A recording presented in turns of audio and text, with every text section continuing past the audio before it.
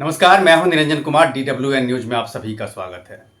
आज हम बात करेंगे झारखंड में होने वाले आगामी विधानसभा चुनाव को लेकर के, क्योंकि चुनाव आयोग ने झारखंड में होने वाले विधानसभा चुनाव को लेकर के डेट का अनाउंसमेंट कर दिया है। उसकी घोषणा हो गई है। झारखंड में 2 चरण में विधानसभा के चुनाव कराए जाएंगे, जिसमें पहला चरण जो है वो 13 नवंबर को होगा। दूसरे चरण का विधानसभा का चुनाव 20 नवंबर को कराए जाएंगे, जबकि मतगणना की तारीख जो है वो 23 नवंबर को रखी गई है। तो झारखंड में बेसिकली क्या है कि 81 विधानसभा की सीटें हैं और इसी 81 सीट पर 2 चरण में विधानसभा के चुनाव कराने का निर्णय चुनाव आयोग ने लिया है। कारण उसने ये भी बताया कि चूंकि कुछ इलाके ऐसे हैं जो नक्सली से विवादित इलाके हैं, जहां पर एक चरण में चुनाव कराना संभव नहीं था, और यही वजह है कि चुनाव आयोग झारखंड में 2 चरण में चुनाव कराने का निर्णय लिया है। अब सवाल ये है कि बीजेपी वहाँ पर क्या करे, क्योंकि वहाँ पर बीजेपी, कांग्रेस ये जो है मुख्य राजनीतिक दल है। दूसरी बात है कि जो क्षेत्रीय दल है, जिसमें झारखंड मुक्ति मोर्चा है, आजसू है, या फिर जनता दल यूनाइटेड है, या फिर कुछ और क्षेत्रीय दल है जो वहाँ पर चुनाव लड़ते हैं, भले वो जीते या ना जीते, या फिर किसी के गठबंधन में साथ होकर के भी चुनाव लड़ते हैं। तो अभी जो ताज़ा खबर है उसमें यही है कि चुनाव का घोषणा होने के साथ ही बीजेपी जो है वहाँ अपने सहयोगियों के साथ उनके सीटों का समझौता हो चुका है।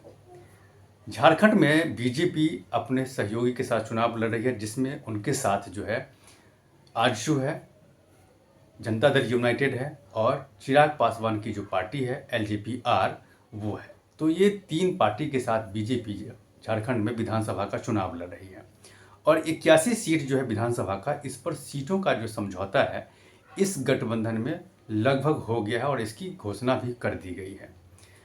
81 सीट में 68 सीट जो है वो बीजेपी झारखंड में लड़ेगी। झारखंड में बीजेपी 68 सीट पर चुनाव लड़ने का उन्होंने घोषणा किया है। आजसू को 10 सीट दिया है। रही बात जनता दल यूनाइटेड, जो नीतीश कुमार की पार्टी है, उसको 2 सीटें मिली हैं, और LJP रामविलास पासवान की जो पार्टी है, जिसका चिराग पासवान अभी अध्यक्ष हैं, तो उनको 1 सीट मिली है। तो कुल मिलाकर के झारखंड में NDA के सीट का बंटवारा हो गया है। 10 सीट में आजसू लड़ने जा रहा है, जिसका नाम मैं आपको बोलना चाहूंगा। एक पहला सीट होगा सिल्ली, जहां से आजसू लड़ेगा। रामगढ़ आजसू लड़ेगा। गोमिया आजसू लड़ेगा। ईसागढ़ आजसू लड़ेगा। मांडू आजसू लड़ेगा। जुगसलाई आजसू लड़ेगा। डुमरी आजसू लड़ेगा। पाकुड़ आजसू लड़ेगा। लोहारदगा आजसू लड़ेगा। मनोहरपुर आजसू लड़ेगा। सो अभी तक जो हमारा चर्चा हुए, इस हिसाब से ये 10 सीट आजसू लड़ेगा, और हम लोगों को अपेक्षा भी होगा कि आजसू अपना उम्मीदवार ये 10 सीट में घोषित करे। जनता दल यू का साथ अभी तक का जो हमारा चर्चा हुआ है, वो चर्चा का अनुसार जमशेदपुर वेस्ट और तमार जनता दल यू लड़ेगा। ये 2 सीट जनता दल यू लड़ेगा, और हम निश्चित है कि जनता दल यू ही अपना पार्टी का नाम घोषित करेगा। लोक जनशक्ति पार्टी 1 सीट में चुनाव लड़ेगा, वो होगा 17 से लोक जनशक्ति पार्टी चुनाव लड़ेगा। 17 थोड़ा मेरा हिंदी कच्चा है, और तो मैं आप लोगों को पहले बता, वो आसाम की टोन भी है वो। हाँ, तो वो सीट से लोक जनशक्ति पार्टी लड़ेगा, और बाकी सीट में 1-2 सीट का, एक भी सीट छोड़ के बाकी सीट में स्वाभाविक है भारतीय जनता पार्टी लड़ेगा। यहाँ पर जो असम के मुख्यमंत्री हैं हेमंत बिस्वा शर्मा, और केंद्रीय कृषि मंत्री शिवराज सिंह चौहान वहाँ पर जो प्रभारी और सह प्रभारी के रूप में अपनी भूमिका निभा रहे हैं। तो इन दोनों ने अनाउंसमेंट कर दिया है कि वहाँ पर NDA में सीट का समझौता हो चुका है, और इस बार जो है इंडिया अलायंस को झारखंड से उखाड़ करके फेंकना है। इंडिया अलायंस का मतलब यही है कि वहाँ पर झारखंड मुक्ति मोर्चा और कांग्रेस के बीच गठबंधन की सरकार अभी चल रही है। मौजूदा जो सरकार है वो इन्हीं गठबंधन की सरकार है, और इसको उखाड़ फेंकने की बात एनडीए की तरफ से कही गई है।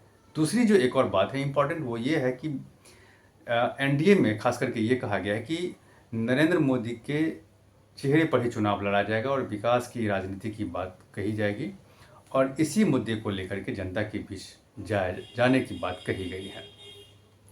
तो कुल मिलाकर के ये है कि जो सीट का समझौता हो गया है, अब है कि टिकट का बंटवारा होकर के जल्दी से उस पर उम्मीदवारों का नाम का ऐलान होना, तो वो भी लगता है कि बहुत जल्द हो जाएगा। लेकिन मुझे लगता है कि अभी थोड़ा सा समय अगर लग सकता है तो वो सिर्फ इसलिए कि एनडीए ये चाहती है कि अभी इंडिया अलायंस की तरफ से अभी किसी तरह का कोई अनाउंसमेंट नहीं किया गया, तो वेट एंड वॉच की स्थिति रखी गई है कि देखते हैं कि इंडिया अलायंस में सीटों का समझौता कैसे होता है और कौन सी सीट किस पार्टी को, किस राजनीतिक दल को मिलती है।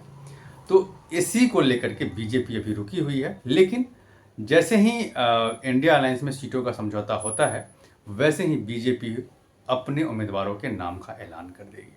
तो देखते हैं इस अनाउंसमेंट होने में, उम्मीदवारों के चयन होने में, उसके नाम का अनाउंसमेंट होने में कितना वक्त लगता है, उस पर मेरी नज़र बनी हुई है। आप मेरे साथ बने रहें और अब तक अगर आपने मेरे इस यूट्यूब मंच को सब्सक्राइब नहीं किया है तो प्लीज़ सबसे पहले आप मेरे इस यूट्यूब मंच को सब्सक्राइब कीजिए, लाइक शेयर और कमेंट जरूर कीजिए। इसमें कमेंट बॉक्स है जहां जाकर के आप इस मुद्दे से रिलेटेड अपने सवाल कर सकते हैं, जिसका जवाब मैं आपको दूंगा। तब तक के लिए धन्यवाद। झारखंड के ये चुनाव सत्ता पर कौन काबिज होगा केवल इसका चुनाव नहीं है, ये झारखंड की अस्मिता बचाने का चुनाव है। झारखंड में माटी, बेटी, रोटी बचे, नौजवानों के रोजगार सुरक्षित हो, महिला सशक्तिकरण हो, गरीब कल्याण हो, किसानों का उद्धार हो और भ्रष्टाचार का हम सफाया कर पाए, सुशासन और विकास दे पाए। इसलिए झारखंड में हमने फैसला किया है, केंद्र ने फैसला किया है, केंद्रीय नेतृत्व ने भी तय किया है कि झारखंड का ये चुनाव एनडीए लड़ेगा मिलकर। और झारखंड में एनडीए के स्वाभाविक हमारे सहयोगी आजसू के अध्यक्ष यहां बैठे हुए हैं, सुरेश जी, उनकी टीम यहां बैठी है। भारतीय जनता पार्टी, आजसू, जनता दल यू और एलजेपी झारखंड में मिलकर चुनाव लड़ेंगे। मिलकर हमारा अभियान भी चलेगा। आपस में चर्चा हमारी पूरी हो चुकी है, सीट शेयरिंग पर भी सहमति है और जल्दी हमारे उम्मीदवार घोषित होंगे। चुनाव के अभियान में हम कूदेंगे और इंडी गठबंधन के जेएमएम कांग्रेस की सरकार के कुशासन का अंत कर ही हम चैन की सांस लेंगे।